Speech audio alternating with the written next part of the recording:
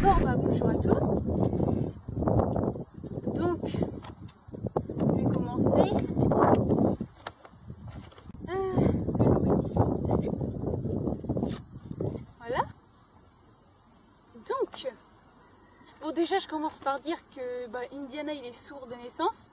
Je le dis parce que apparemment il y en a qui ne savaient pas. Il est sourd de naissance ce bonhomme, hein? Parce que... Ah bah t'as ressenti? Bon, là on aurait cru qu'il a entendu, mais il n'entend pas, hein. Vous voyez, youhou, loulou. Voilà, hein, il est sourd comme un pot. Donc, où l'as-tu eu? Je vais pas dire exactement où je l'ai eu, parce qu'il vient d'un élevage. Et donc l'éleveur qui me l'a vendu m'a dit évidemment de ne pas dévoiler son affixe. Donc je vais respecter l'éleveur et ne rien dire, hein. Donc après je ne veux pas de débat là-dessus, hein. Je connais très bien tout ce qui est les lois sur les croisements de mères. Je fais mes études dans l'élevage canin félin, donc on va dire que je suis très bien placée pour le savoir. Bref, depuis quand l'as-tu? Alors je l'ai depuis la veille de ces 2 mois, c'est-à-dire le 26 mai.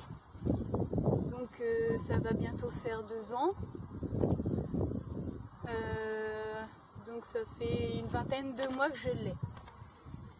Alors, pourquoi avoir choisi d'adopter un chien sourd? C'était pas trop prévu que... Enfin, c'était même pas du tout prévu en fait qu'on adopte un autre chien. Quand j'ai vu cette photo avec ma meilleure amie, j'ai complètement craqué. Et c'est la première fois que ça m'est arrivé de craquer comme ça. Donc ça s'est fait sur le coup comme ça. En fait, j'en ai parlé à mes parents le vendredi soir en rentrant, vu que c'était le vendredi qu'on l'a su. Il était à donner ce petit loup. Et donc avec mes parents, j'en ai parlé, avec mon frère aussi. Comme c'était le week-end de la fête des mères, le dimanche, on en a parlé au restaurant. Et mes parents m'ont dit oui. Donc je vous laisse imaginer comment j'étais heureuse, même si je ne l'ai pas trop montré, parce qu'on était quand même dans un resto et tout ça, mais bon, j'aurais pu crier et courir partout. Donc voilà. Pourquoi avoir choisi d'adopter un chien sourd? On revient un peu à la même chose en fait. Pourquoi avoir choisi? Déjà j'ai pas choisi qu'il soit sourd, j'ai pas voulu adopter un chien sourd, j'ai pas non plus voulu adopter un chien tout court. Il s'est trouvé que lui était adonné et que en plus il était sourd, donc voilà en fait, hein. Franchement ça nous a pas du tout dérangé, donc franchement ça m'a pas du tout arrêté en fait. Je me suis tellement pas arrêtée sur cette idée en fait, je sais pas. Comme s'il était normal, on va dire, quoi. Mais ça m'a pas du tout, mais alors pas du tout inquiété. Donc voilà. Donc il y a plusieurs questions qui se ressemblaient, donc là j'en ai 3. Pourquoi avoir choisi un blanc? Pourquoi lui et pas un autre? Et pourquoi cette race et pas une autre? Donc déjà le berger australien, c'était la race de mes rêves depuis le début. Après, ça revient un peu à ce que je viens de dire en fait. Déjà un blanc c'est un peu comme le sourd en fait, il s'est trouvé qu'il était blanc comme il s'est trouvé qu'il était sourd. On a vu un truc. Non c'est bon. Donc voilà, c'était pas prévu en fait. Pourquoi lui et pas un autre? Toujours la même réponse. C'était pas du tout prévu, il y avait que lui, c'était le seul de la portée à être sourd et blanc envahissant. Je ne sais pas combien ils étaient dans la portée, mais je sais que tous les autres étaient normaux, on va dire. Donc voilà. Bon, je pense que j'ai répondu à ces 3-là. Donc Indiana est-il lof? Alors, il est lof non confirmable, parce que ses 2 parents donc sont bleu merle. Je ne crois pas que sa mère ait fait des expos, mais je sais que son père en a fait en tout cas. Donc de toute façon, ses deux parents sont love confirmés, oui, et son père a fait des expos. Donc, il est né love, mais du coup, il est non love et non confirmable. Alors, est-il à toi ou à toute ta famille?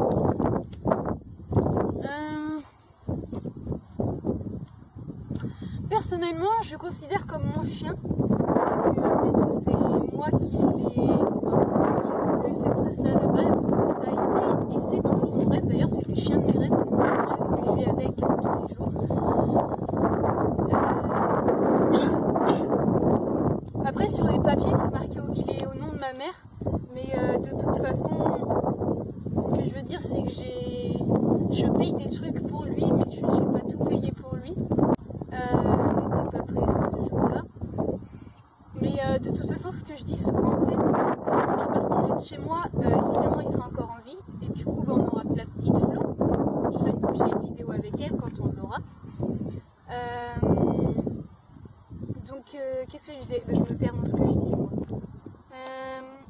Un chien sourd est-il facile à éduquer? L'éducation d'un chien sourd, ça se passe comment? Et comment ça s'est passé vos premiers pas dans l'éducation d'un chien sourd? Donc j'ai réuni ces trois questions parce que elles se ressemblent. Qu'un chien sourd est-il facile à éduquer? Non, on dit souvent et même tout le temps que le chien sourd, en fait, c'est l'éducation la plus compliquée. Moi après je le vois pas parce que Indiana est encore jusqu'à aujourd'hui le seul chien que j'ai éduqué et donc il est sourd. Donc en fait j'ai jamais connu vraiment l'éducation d'un chien entendant et du coup en fait je vois pas la différence. Après comment je me suis débrouillée, j'ai appris tout en lui apprenant. Il y a eu des hauts et des bas mais ça s'est plutôt bien passé. Et nos premiers pas dans l'éducation avec un chien sourd, franchement ça m'a même épaté en fait au début. Ça m'a quand même vachement épaté que même lui étant sourd a tellement une soif d'apprendre et il apprend tellement facilement. Alors donc pour l'éducation d'Indiana, est-ce que c'est toi qui l'éduques seul ou as-tu de l'aide de tes parents ou autres? Alors je l'ai éduqué seule. J'ai jamais eu de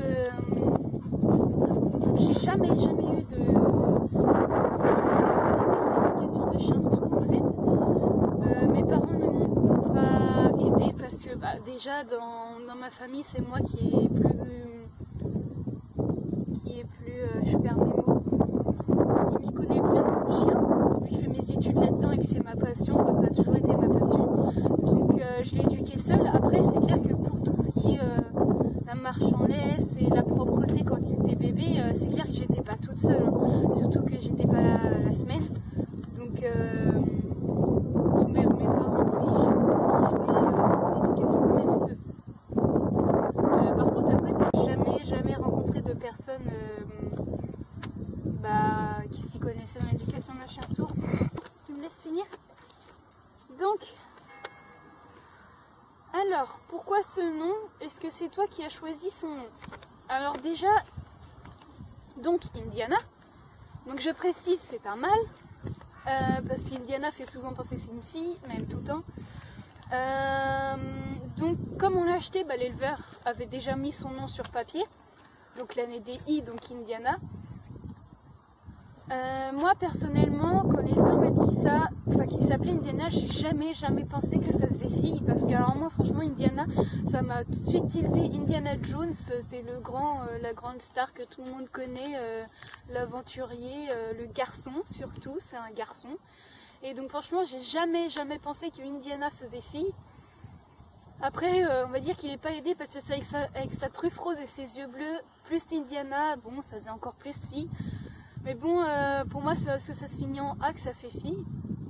Après, je dis rien, Indiana pour les chiennes, ça passe aussi. Hein. Il y a plusieurs noms mixtes pour les chiens comme pour les êtres humains. Donc, quand l'éleveur nous a dit qu'il s'appelait Indiana, mes parents, ça leur a plu. Donc, on s'est dit qu'on n'allait pas changer son prénom. Après, de toute façon, ça n'a pas vraiment une grande importance. Hein. vu que il est sourd, donc il n'a pas vraiment son prénom attitré, si je puis dire. Enfin, je sais pas si vous comprenez ce que je veux dire, mais voilà. Donc tes objectifs avec lui, qu'aimerais-tu faire avec lui? Déjà ce serait l'agility, parce qu'en fait j'ai pour l'instant fait que 2 cours d'agility avec lui. Il s'en sort très bien d'ailleurs, mais ça fait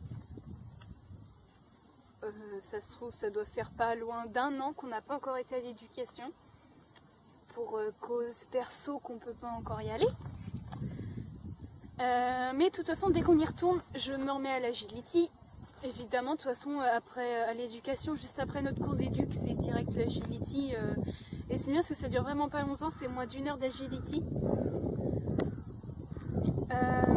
Après, mes objectifs avec lui, j'en ai pas.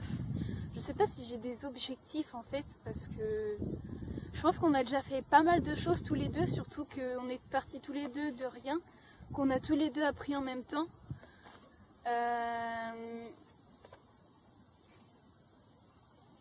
Après, ouais, donc l'agility, mais c'est vraiment quand on recommencera.